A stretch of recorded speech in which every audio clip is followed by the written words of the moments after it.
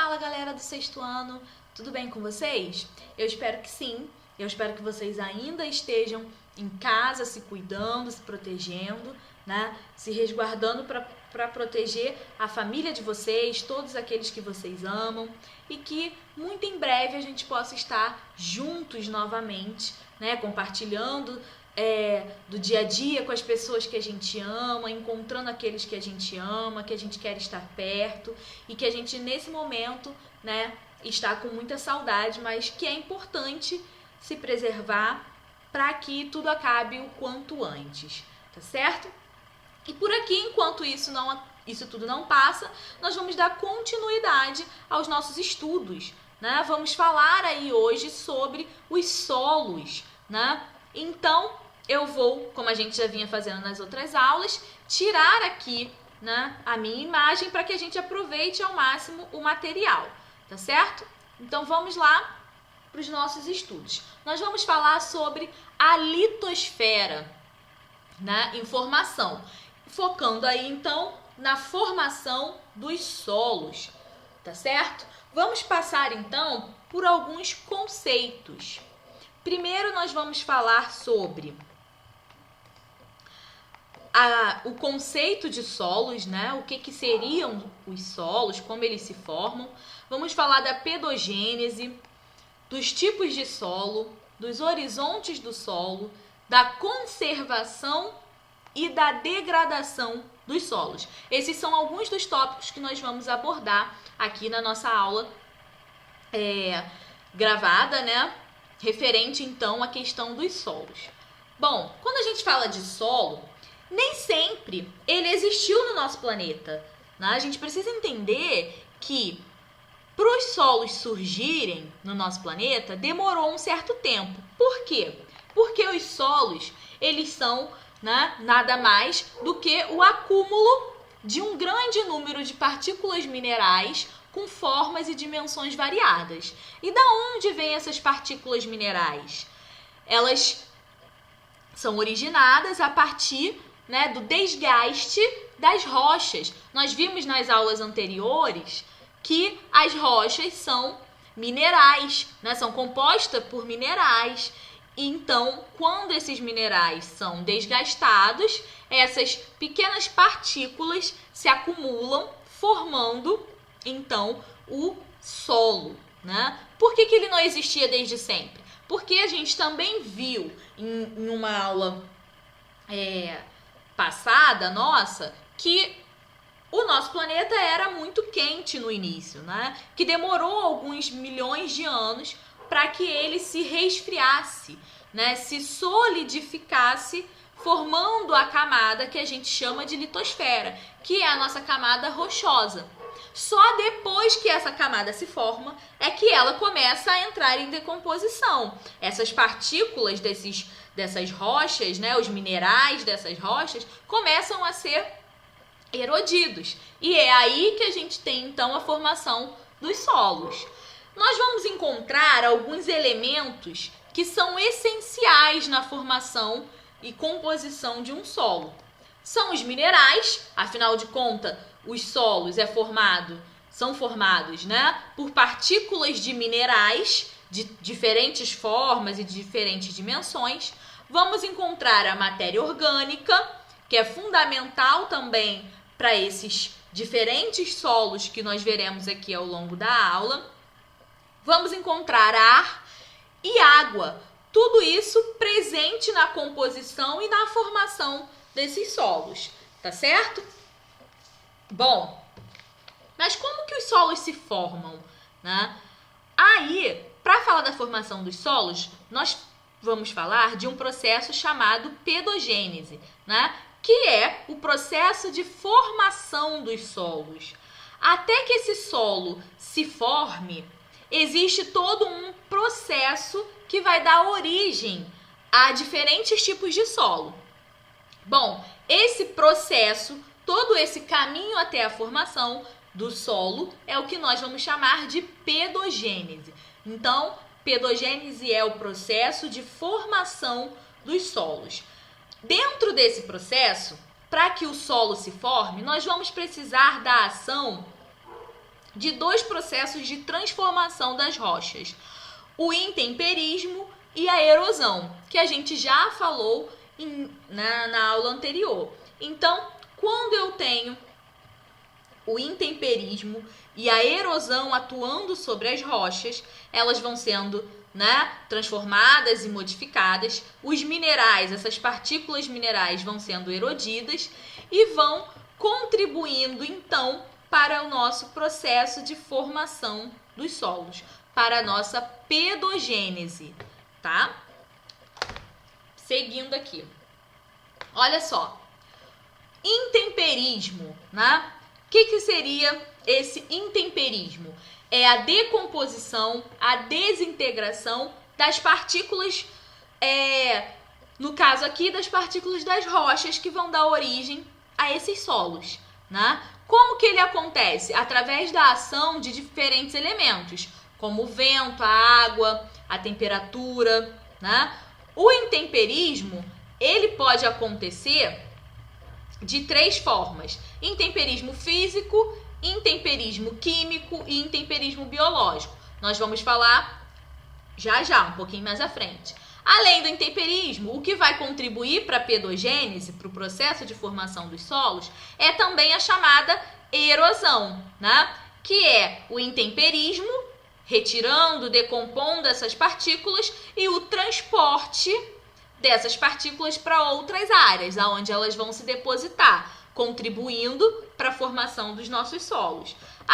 A erosão, ela pode acontecer de diferentes formas. Nós vimos na aula passada, né? Erosão eólica, fluvial, erosão marinha, glacial. Então, há diferentes tipos de erosão.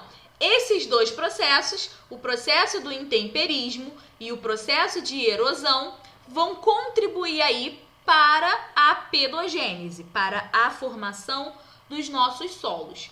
E aí eu trouxe aqui a tempestade do X-Men para nos ajudar a entender o que é esse intemperismo físico, né? Ele vai acontecer a partir da ação, por exemplo, da água. Observe, a gente viu esse esqueminha já em uma das nossas aulas anteriores, né? A água da chuva acaba entrando nas fissuras das rochas e o que acontece com essa água? Ela acaba fazendo com que essas fissuras, aumentem de tamanho e a rocha acaba sofrendo então essa erosão, né? Se partindo em outras partículas. Aqui na imagem a gente observa dois pedaços grandes, né, se formando das rochas. Mas esse processo do intemperismo físico vai causar desgastes de partículas bem pequenas, que vão contribuir para a formação dos nossos solos. Temos também o intemperismo químico, que também, né, pode ser causado por elementos como a água. Aqui eu trouxe uma imagem com o nome, né, de alguns elementos químicos que para vocês ainda não fazem sentido porque vocês não estudam, né, esses elementos químicos no momento. Mas é só para vocês observarem que, olha só, eu tenho um determinado material aqui que, a partir da ação de alguns elementos, como a água, por exemplo, né, vai se transformar em outros elementos químicos, dando aí uma outra composição para essa rocha aqui no final, tá certo? Então, olha só, eu tenho uma composição química nessa rocha que vai ser alterada para uma outra composição química no final. Então, o intemperismo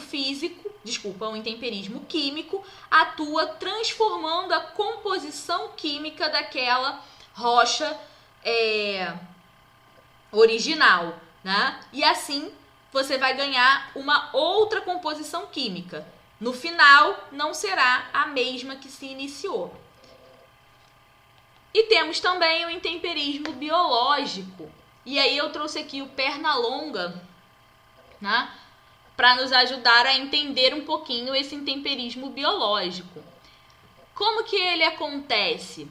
A partir da ação, por exemplo, de plantas, de alguns animais, né, que vão modificar a estrutura daquela rocha, a estrutura daquele elemento, dando aí, né, provocando o desgaste dele. Então, observa aqui que quando essa planta, né, a raiz dessa planta vai se expandindo, ela vai modificando, erodindo toda essa estrutura. Na outra imagem, nós temos um exemplo aqui, né, das minhocas.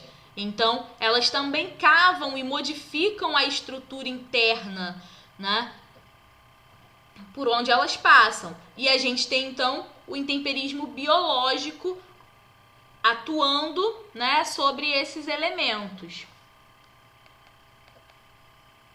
Mais uma imagenzinha aqui, ó, para a gente mostrar claramente nas rochas como que o intemperismo biológico está atuando.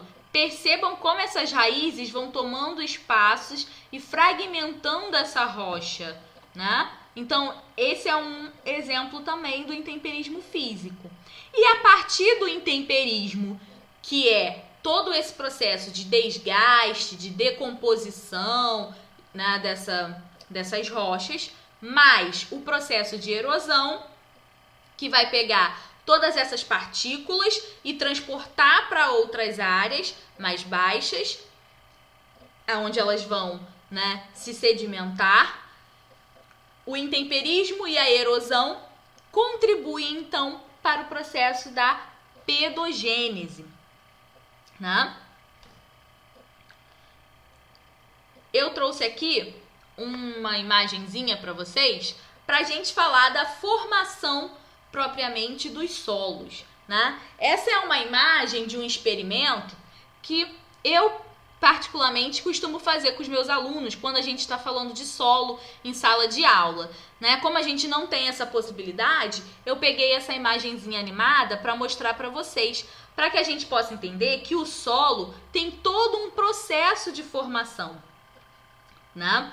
E que esse processo de formação, ele é um processo lento, ele é um processo demorado, né? E que vai dar origem a diferentes tipos de solo. Dependendo dos elementos que atuaram nesse processo de formação, eu vou ter um solo de um tipo ou de outro. Aqui na imagem, o que a gente pode observar? Primeiro, olha aqui, para a primeira caixinha da imagem, né? Eu tenho uma rocha completamente, digamos que uma rocha inteira aqui, né? Na sua forma natural. Se vocês perceberem, cada espaço dessa caixa vai corresponder a um estágio diferente do nosso solo. Observa que ela está fazendo uma referência como se fosse a passagem de tempo. Então, a cada passagem de tempo, olha o que acontece com a primeira rocha. Ela vai se desgastando, né? Sendo erodida cada vez mais. E essa erosão dela, se vocês perceberem, vai dando origem a outros elementos que vão formando o nosso solo, né? A outras partes do nosso solo. Então, assim nós temos, né, um processo de formação do solo e dos seus diferentes horizontes, que é o que nós vamos falar a partir de agora. Então, olha só, existem, né, alguns elementos que contribuem aí para a formação desse solo, né? Então, eu vou precisar de um material de origem, que é essa rocha. Nós vimos na imagem anterior que o solo começa a se formar a partir do desgaste da rocha, que a gente vai chamar de rocha matriz. Então, eu preciso de um material de origem. Eu preciso da atuação do clima, com as chuvas, com os ventos, com a temperatura, atuando ali através do intemperismo e da erosão, para desgastar esse meu material de origem e formar aí a minha rocha. Já entrou aqui entrou adiantado um pouquinho, o relevo. Isso vai ser importante também para a formação do meu solo, né? O relevo vai estar influenciando aí no solo, porque algumas formas de relevo vão ser mais propícias ao desgaste, né? Vão sofrer um desgaste maior. E isso vai facilitar com que esse nosso material de origem, né, as rochas que formam essa camada rochosa que forma esse relevo, né, se ela for mais fácil de ser desgastada, nós vamos ter uma oferta maior de solo naquela região, né? E dependendo do material que também é formado aqui, nós vamos ter um solo mais fértil ou não.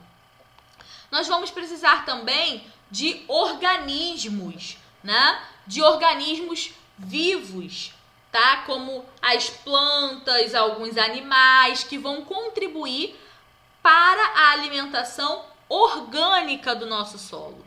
O solo, ele também tem entre os seus elementos, né, o que a gente chama de matéria orgânica. Então, esses organismos vivos vão contribuir aí no processo de formação do nosso solo. E, além de tudo, o tempo. Por quê? Para que todos esses elementos atuem e formem, né, os nossos solos, é preciso uma escala de tempo, que não é uma escala de tempo rápida. Então, o solo, ele é formado a partir de um processo, né, que a gente chama de pedogênese, é o processo de formação do solo, com a atuação do intemperismo e da erosão, mas esse processo de formação é um processo lento, né? Vai demorar um certo tempo para que esses solos se formem. E aí, dependendo dos elementos, né, que eu tenha atuando na formação desses solos, eu vou ter um determinado tipo de solo ou vou ter um outro determinado tipo de solo. Podemos ter, e eu destaquei para vocês, alguns solos que nós encontramos no Brasil, né? Aqui nessa imagem, nós vamos encontrar, como exemplo, de solos que a gente encontra no Brasil, o solo de aluvião, né? Os solos aluviais,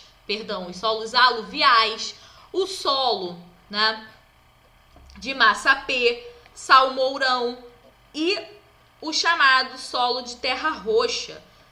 Esses são os principais tipos de solos que nós vamos encontrar no Brasil. Vamos conhecer um pouquinho deles, né? Primeiro que eu botei aqui, solo de aluvião ou solos aluviais. Esse solo nós vamos encontrar em diferentes lugares do nosso país, né? É um solo muito comum no Brasil, tá? Eu coloquei aqui a setinha saindo bem do meio do Brasil. Não significa que a gente encontre esses solos aluviais aqui, exatamente nesse lugar onde a setinha está saindo, tá? Ela só está saindo do Brasil para mostrar que aqui a gente encontra esse solo, né?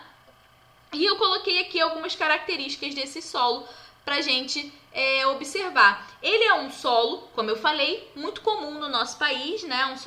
É um tipo de solo que é fácil de se encontrar no nosso país e ele vai ser muito comum em áreas de depressão, em áreas de vale, né? Essas áreas vão ser áreas muito propícias a serem compostas por esse tipo de solo. Por quê? Porque normalmente é uma área de maior depósito de sedimento, né? E essas áreas de fundo de vale, área de depressão, normalmente são áreas que recebem muitos sedimentos. Então, essa grande sedimentação contribui para a formação desse tipo de solo, tá certo? Temos também no Brasil o solo de massapê, que nós vamos encontrar, né, principalmente no litoral nordestino. É um solo com uma coloração escura, muitas das vezes se aproxima, né, de uma coloração preta. Parece que é um solo que tem uma textura muito argilosa, né? Ele é formado por rochas sedimentares e rochas metamórficas. É um solo muito fértil, né? Tanto que ele foi usado historicamente para o plantio da cana-de-açúcar no Nordeste, no período da colonização, e ainda hoje ele é um solo muito fértil. Então, é bom para o cultivo, né? Bom para a agricultura, e possui essa coloração bem escura, muitas das vezes próxima ali ao preto, né? Tem uma coloração bem escura realmente. O outro tipo de solo, a imagenzinha entrou antes da setinha, a setinha vai entrar depois, é o solo de salmourão, né? Esse solo a gente encontra no sudeste e no centro-oeste do Brasil. Ele é um solo que é pouco fértil, então ele precisa, né, nas regiões onde ele acontece, é preciso utilizar técnicas de fertilização e de correção do solo para conseguir extrair aí dele, né, algum tipo de produtividade. Mas aqui no Brasil a gente faz bastante isso, né? No centro-oeste é uma região de bastante atividade agrícola, então há essa correção e fertilização do solo para possibilitar o seu uso. É um solo que é originado, né, a partir da decomposição de rochas como o granito, a gneiss, que no caso do granito são rochas ígneas, né? E da gneiss são rochas metamórficas. Então ele é um solo que se origina aí de rochas metamórficas e rochas ígneas. E além disso, né? Eu coloquei também aqui anotadinho para vocês que é originado das gneisses e granitos, rochas metamórficas e rochas ígneas. O outro tipo de solo que a gente encontra bastante no Brasil é o solo de terra roxa. Esse solo nós vamos encontrar principalmente no sul do Brasil, no oeste de São Paulo e no sudoeste de Minas Gerais. É um solo muito fértil, né? Tem uma coloração avermelhada. Por isso, daí o nome, né, solo de terra roxa, por conta dessa coloração bem avermelhada que ele possui.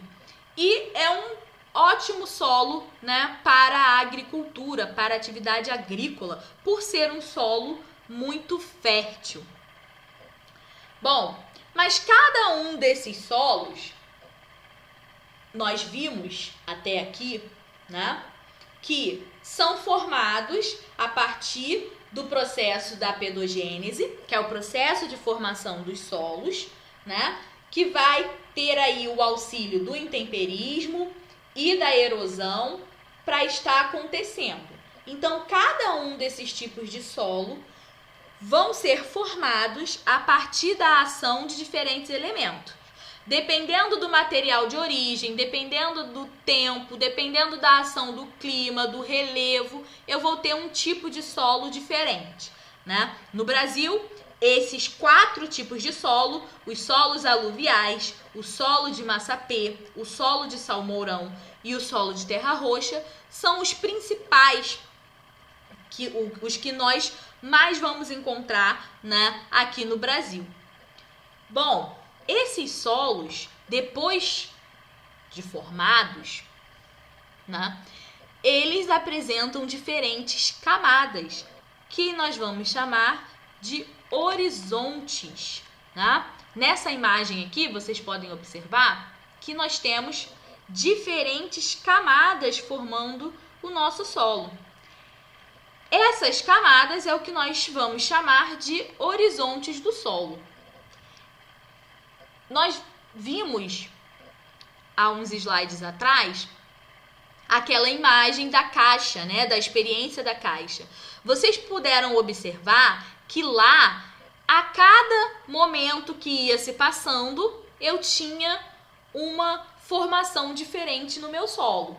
E essa formação diferente, vocês percebiam que ela ia acontecendo de camada em camada, né? Então, a formação dos nossos solos, ela vai se dar de forma lenta, gradual, né? Ao longo de muitos e muitos anos. E a cada momento, ela vai criando uma nova camada nesse solo, um novo horizonte, né?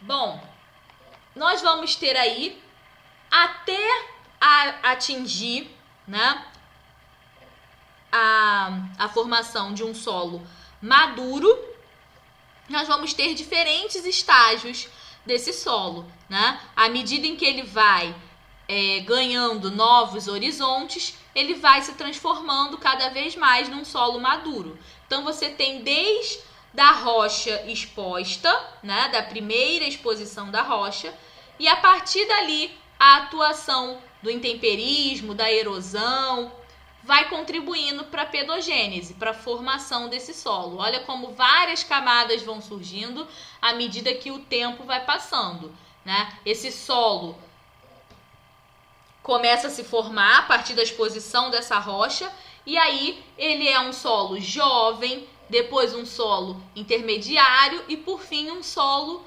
maduro, quando ele já possui, né, as suas várias camadas. Bom, eu coloquei aqui um desenho, um esqueminha, para que a gente pudesse ver isso que está acontecendo na imagem animada aqui do nosso lado. Olha só, eu tenho uma rocha mãe, ou posso chamar também de rocha matriz, que vai sofrer a ação dos agentes de intemperismo e de erosão, né? Chuva, vento, transporte. E olha o que vai acontecer. Essa rocha, ela vai começar a se desintegrar, ela vai começar a ser erodida, né?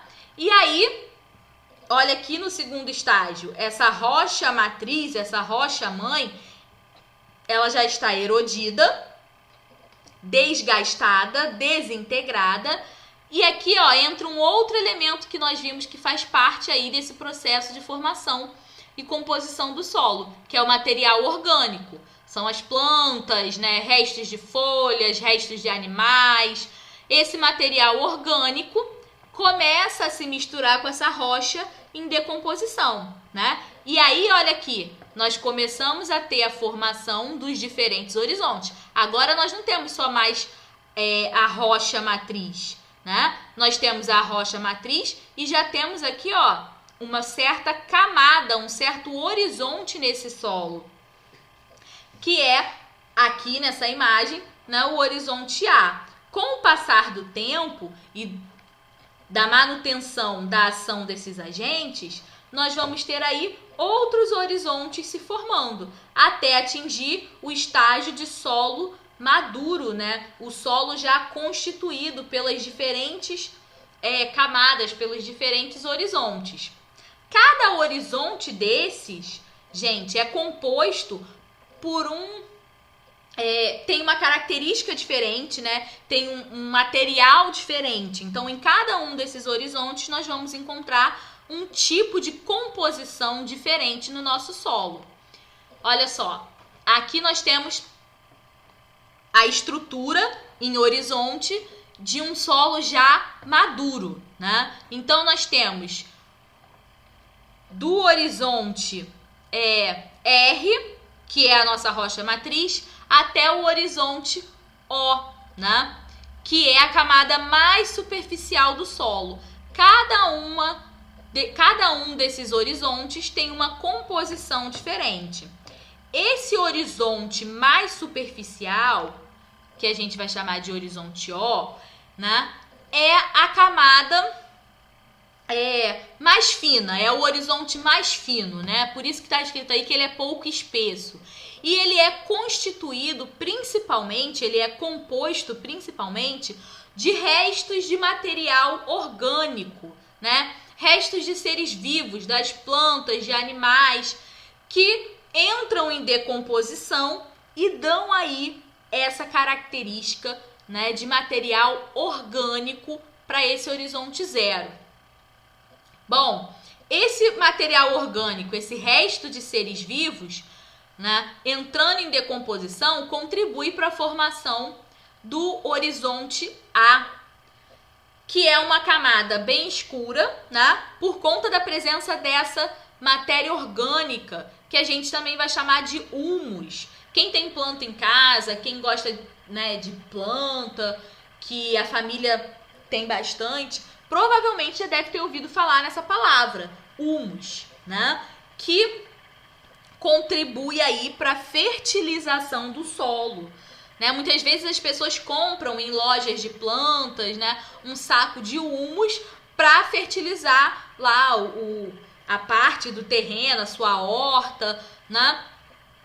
Porque essa matéria orgânica torna esse solo, né, um solo mais fértil. Então, no horizonte A, nós vamos encontrar uma grande abundância dessa matéria orgânica, né, que passa pelo horizonte O, esses seres vivos, né, e quando eles entram em decomposição, são decompostos, eles formam, então, a camada que a gente vai chamar de horizonte A. No horizonte B, nós vamos ter menos matéria orgânica e vamos encontrar, né, mais material mineral. Por quê? A gente já está se caminhando, né, se encaminhando para a proximidade da nossa rocha matriz. Então, é aonde nós vamos encontrar já uma grande quantidade de material mineral, bem parecido com o material dessa rocha, né? No horizonte C, nós vamos encontrar bastante fragmentos, pedaços dessa rocha aqui, né, que vão, então, compor aí o horizonte C. E o horizonte R, ou a nossa rocha-mãe, né, é a rocha que vai dar origem ao solo. A gente falou um pouco antes que, dependendo do material de origem, dessa rocha de origem, nós vamos ter um tipo de solo diferente, né? Quando eu falei aqui dos tipos de solo, eu dei o exemplo que o solo de massa P é originado de rochas sedimentares e rochas metamórficas. Então, essa rocha matriz que originou o solo de massa P, ela vai dar a ele algumas características. Nós vamos encontrar nesse solo minerais que são minerais típicos de rochas sedimentares e de rochas metamórficas. Já no solo, por exemplo,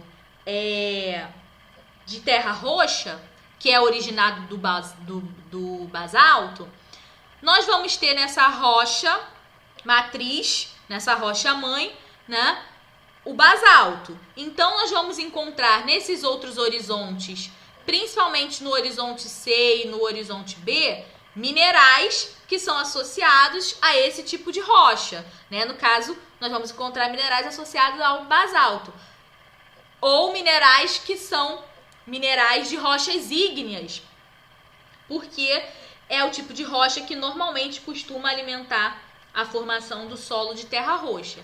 Então, dependendo desse material aqui, desse horizonte, desse tipo de rocha, nós vamos ter uma composição diferente aí de minerais nesses solos.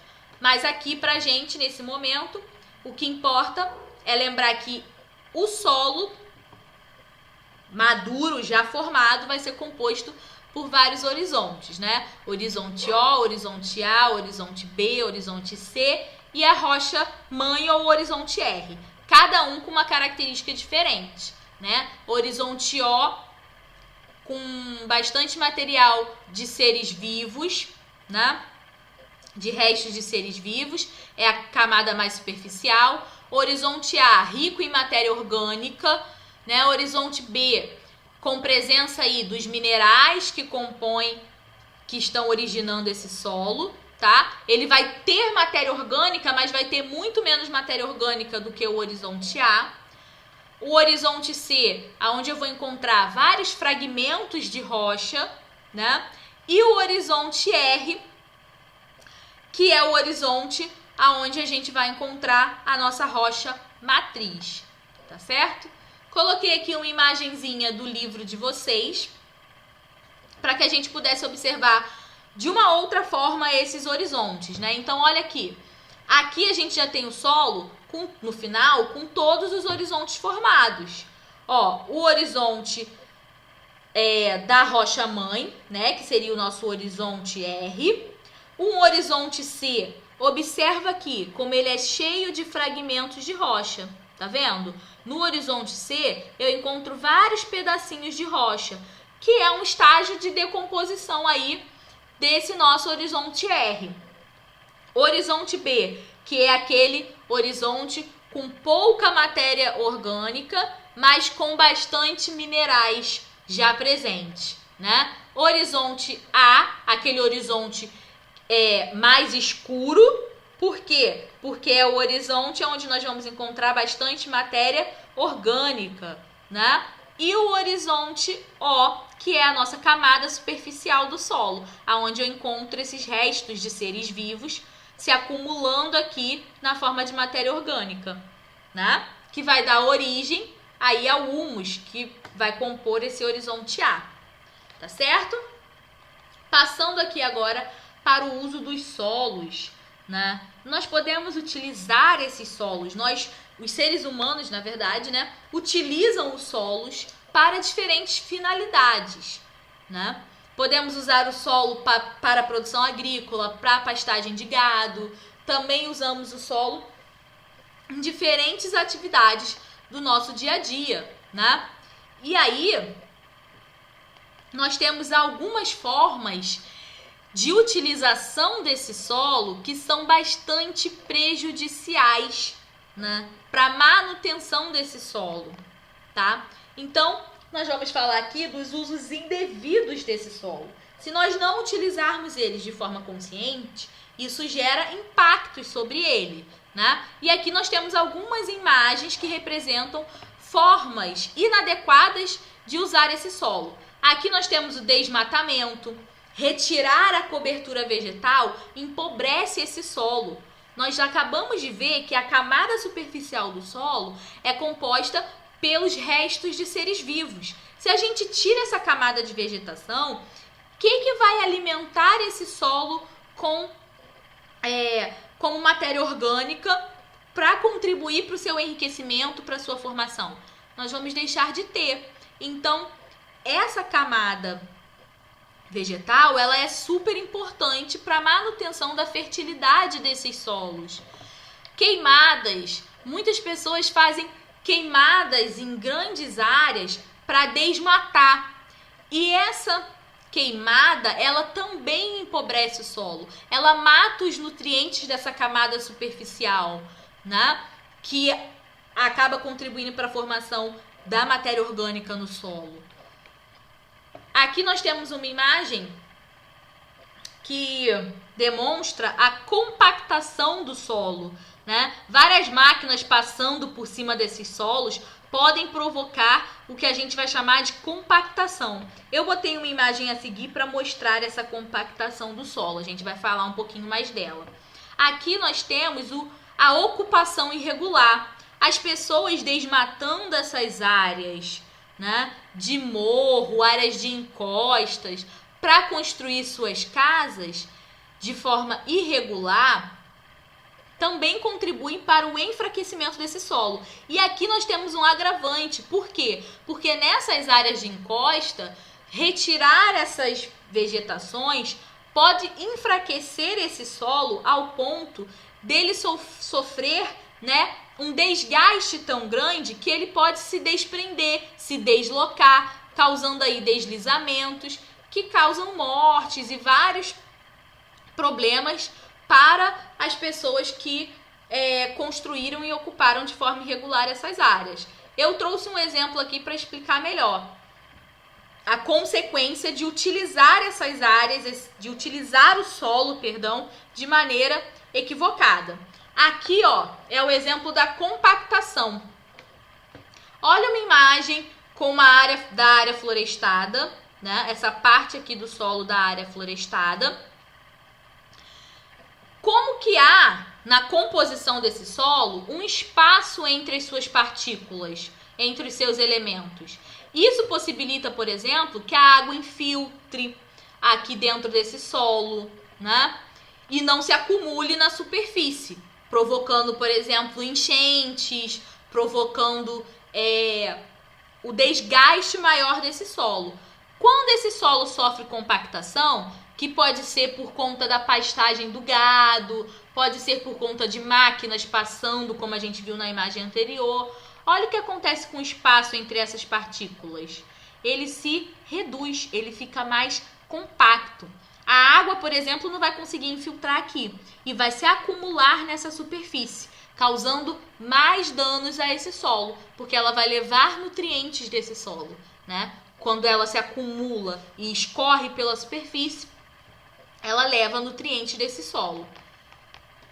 Então, a compactação dos solos é uma consequência do uso indevido, né? E aqui eu coloquei uma imagem que mostra algumas formas, né, desse solo acabar sofrendo um deslocamento. Quando você ocupa essas áreas de maneira irregular, você está sujeito à queda desse desmata, né? Para ocupar, você está sujeito à queda, a tombamento, ao rolamento de partes desse solo, né? A deslizamentos. Olha só, imagina essa enxurrada, né, de material de solo passando por aqui e você tendo aqui nessa região várias casas, várias construções irregulares, né? Então, tudo isso são consequências aí do uso indevido do solo. Aqui nós temos, né, a desertificação. Quando a gente polui, por exemplo, rios, quando a gente desmata, que altera a dinâmica climática de um local, por exemplo, né, nós podemos causar a desertificação dessas áreas, um grande empobrecimento desses solos, tá? Aqui do lado nós temos a lixiviação e a laterização dos solos. Também são duas consequências aí do uso irregular. A lixiviação é a lavagem da camada superficial dos solos. O que tem nessa camada superficial dos solos? Nós temos nessa camada as matérias orgânicas, né? Os restos de seres vivos que vão contribuir para a formação da matéria orgânica. Quando acontece a lixiviação, essa camada superficial ela é lavada pela água. Lembra aqui, ó, deixa eu voltar um pouquinho para a gente ver. Lembra que eu falei aqui? Olha só, sem a compactação, as partículas são separadas. A água pode infiltrar, ela não se acumula na superfície. Com a compactação, ela se acumula. E aí ela escorre, porque ela vai acabar, né? Dependendo da forma daquele relevo, daquele terreno, ela vai escoar para algum lugar. Quando ela escorre, ela está lavando o solo, né? E aí, ela leva nessa lavagem esses nutrientes da camada superficial. O solo acaba ficando o quê? Um solo empobrecido, tá? E a laterização do solo é quando esse solo acaba tendo uma maior concentração de óxido de ferro e de alumínio. É um solo que também se torna um solo pobre. Isso acontece quando eu uso de maneira inadequada o meu solo, né? Eu retiro deles nutrientes e acabo deixando ali só os elementos como óxido de ferro e alumínio que vão causar aí a laterização do meu solo, esse empobrecimento também do meu solo. Agora, eu botei essa imagenzinha aqui, é uma data que não está tão distante, né? Dia 15 de abril é o dia da conservação do solo. É para a gente lembrar que o solo é um elemento muito importante para a manutenção das nossas atividades, da nossa vida de forma geral, né? É importante para a agricultura, é importante porque essa agricultura vai gerar alimento para a gente. Enfim, há diversas funcionalidades e importância do solo no nosso dia a dia, nas nossas vidas. Então, dia 15 de abril é o dia da conservação do solo. Mas eu coloquei também essa imagem para que a gente fale da conservação do solo. É possível utilizar esses solos proporcionando a sua conservação. Deixa eu voltar aqui. E existem algumas técnicas de conservação dos solos, né? Essa conservação ela pode ser feita através de práticas edáficas. O que são práticas edáficas? São práticas que causam, são práticas, por exemplo, de modificações no sistema de cultivo, no controle de erosão, né? Essas práticas edáficas, elas vão melhorar a fertilidade do solo ou vão manter se já for um solo fértil, né? O que são modificações no sistema de cultura, né? Seria, por exemplo, o que a gente vai chamar de rotação de cultura. Vocês podem perceber aqui na imagem que eu tenho 4 áreas, né? O que acontece aqui? Eu divido a minha fazenda, por exemplo, em 4 partes. Em cada uma delas, eu desenvolvo uma atividade diferente. Aqui, nesse pedaço, eu planto algodão. Aqui, nesse pedaço, eu planto soja. Nesse outro, eu planto, eu coloco, né, como área de pastagem. Normalmente, eu deixo uma área livre ou sem nenhum tipo de atividade. E aí, o que eu faço? Depois que eu colho, né, ou finalizo essa produção de algodão, essa produção de soja, o que eu faço? Eu troco de posição. Se aqui eu plantei algodão, agora eu planto soja. Aqui eu plantei soja, agora eu planto algodão. Aqui era a área de pastagem, agora eu planto soja. Aqui era a área de soja, agora eu coloco o meu gado para pastar aqui. Isso é o que a gente vai chamar de rotação de cultura. Por que isso é importante? Essa prática edáfica, ela vai permitir com que esse solo descanse daquela atividade. O algodão tira determinados nutrientes do solo, a soja tira outros, a pastagem impacta o solo de uma forma diferente da soja, diferente do algodão. Assim, quando eu troco, por exemplo, aqui eu plantava algodão, agora eu vou plantar soja. E aqui eu plantava soja, agora eu vou plantar algodão. Quando eu faço essa troca, esse solo aqui, ele vai poder descansar do impacto que a plantação de algodão causou nele. Ele agora vai ser impactado pela soja, mas ele vai descansar e se recuperar. Depois, quando eu voltar a plantar algodão aqui, ele já se recuperou desse impacto. Aí agora ele vai estar se recuperando do impacto da soja, né? Então, são práticas edáficas, né, que são feitas a partir da modificação no sistema de cultivo, no controle de erosão, para manter ou melhorar a fertilidade do solo. Temos também práticas vegetativas. Nós podemos preservar os solos fazendo o que a gente pode chamar, por exemplo, de reflorestamento, né? Nós podemos reflorestar certas áreas. Essa seria uma prática vegetativa de conservação do solo, né? Assim, nós protegemos esse solo da ação da chuva e de outros processos erosivos. Então, eu pego uma área que foi desmatada, que foi onde o solo sofreu bastante agressão, e faço um processo, né, de revegetação, um processo de reflorestamento.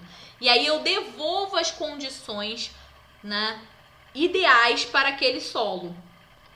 Podemos também ter as práticas mecânicas, que são as práticas artificiais, né, onde o homem vai criar estruturas para preservar aquele solo, né? Aqui na imagem nós temos um exemplo, né, da criação dos degraus, dos terraceamentos, né? É uma técnica muito utilizada, por exemplo, na Ásia, no Sudeste Asiático, onde tem muita criação de arroz, né? Olha o que acontece aqui. Vocês podem perceber que essa parte é uma parte bem íngreme. Se a água escorresse por aqui, ela levaria facilmente tudo que ela encontra pela frente. Mas com esses degraus feitos, né, pela técnica do terraceamento, olha o que acontece. Não há escoamento muito rápido e muito grande dessa água. Pelo contrário, olha como ela está represada, né, nesses degraus. Então ela não desgasta, ela não leva, ela não lava esse solo, por exemplo. Então as práticas mecânicas, né, são práticas que vão utilizar estruturas artificiais para intervir, né, nesse solo e impedir o escoamento superficial, a erosão, né? Nós temos aí como práticas mecânicas, eu coloquei a imagem aqui, né, da técnica do terraceamento, mas nós temos também as curvas de nível, formação de barragens, enfim, há diferentes técnicas, práticas mecânicas que são feitas também para conservar o solo, tá certo? Bom, eu espero que vocês tenham gostado, eu espero que vocês tenham entendido. Claro que é muita coisa e assim fica difícil, né, sem a gente ter esse contato direto, mas é o que eu sempre falo, anota as dúvidas, leva para a aula ao vivo, fala com a gente no chat, pergunta. Com certeza a professora na aula ao vivo vai explicar de novo. Você vai poder, poxa, isso aqui que a professora falou na aula gravada, eu não entendi muito bem. Agora a professora falou e, sei lá, eu ainda continuo com dúvida. Eu vou perguntar aqui no chat. Leva as dúvidas, né? Para que a gente possa aproveitar ao máximo esse conteúdo, tá certo? Então, novamente, desejo que vocês estejam bem, desejo que a família de vocês estejam bem e que a gente se encontre o quanto antes, tá certo? Beijão para todos e até a próxima!